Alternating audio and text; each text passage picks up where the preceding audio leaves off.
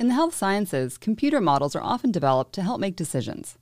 This includes clinical prediction models to inform individual treatment decisions, and health economic models to inform health policy decisions. As computer models become increasingly important for these types of decisions, so does model transparency. Model transparency means making information about models more complete and more accessible. One reason to increase model transparency is to ensure that users have a chance to review models, to detect any flaws or gaps in them, and to make appropriate changes. To promote model transparency, one idea is to develop what are called open source models.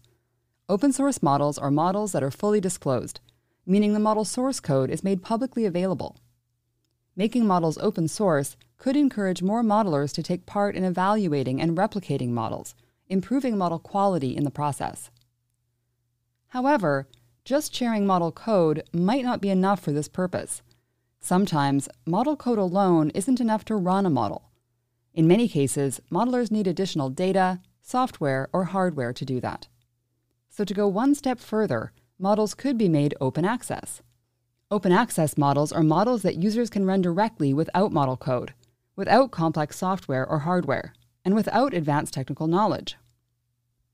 To promote open access models, researchers at UBC's RESP lab started the PRISM Project. PRISM is an online platform that allows users to interact with models hosted on the cloud. This means users can run models on their home computers without any additional software or hardware.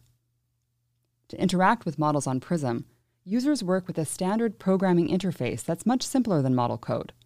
PRISM also makes it easy to change model inputs and to see the effects of making those changes on model results.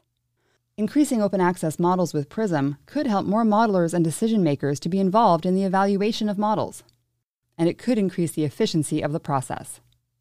It could also allow for patients and members of the public to review models, including when there's a demand to know the reasons for health policy decisions.